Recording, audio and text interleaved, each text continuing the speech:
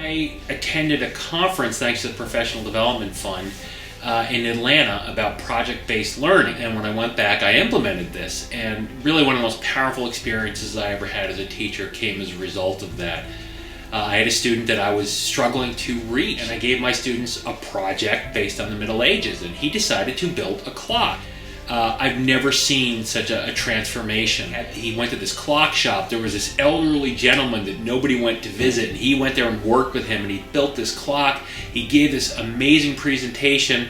The students gave him a standing ovation. Professional development has been very important for my work with the students. At a responsive classroom conference, we learned about interactive modeling.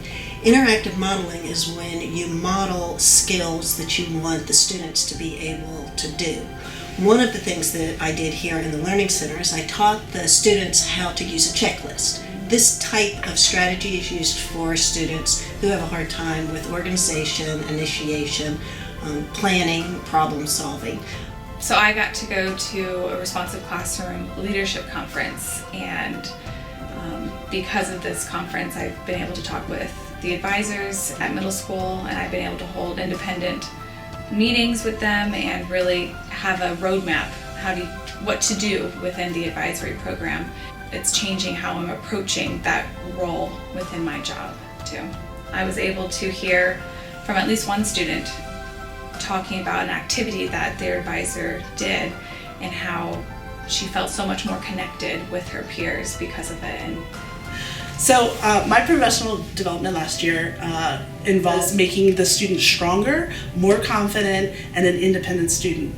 And when I went to that experience, I brought back standing desks are an option in the classroom where students can stand and move and go back and forth as they're paying attention in class. We have Velcro under the tables that allows them to have tactile input as they're watching class. This year I've seen a lot of changes in my students. Their level of engagement has increased more than I ever thought would happen, and their grades have actually increased. We have a big emphasis on becoming more global as a school in our outlook, and so one of the things that we have done as a school is we have become members of something called the Global Education Benchmark Group, which is an organization of like-minded private schools all across the country and in other countries as well, where people can come into a forum and can exchange ideas about global education. And about 4 or 5 years ago, a friend of mine talked about flipping her classroom, and I became very interested. So I went to a couple of conferences for the National Council of Teachers of Mathematics, NCTM. The idea is that I produce a video of my teaching that my students watch before they come to class. When they arrive at class, we spend just a few minutes, 5 or 10, talking about the video and the content, and then they can spend the rest of the class time working on problem sets, working in small groups, and actually delving into the content.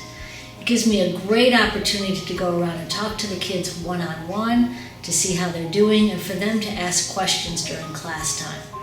With the flipped classroom system for math this year, I'm in Algebra 2 Trig, so I have some trouble understanding the material just watching it, and so the flipped classroom, instead of having me be confused at home and messing up the homework and learning the material wrong, I'm able to learn the material at home and then ask questions when I'm confused with the homework at school.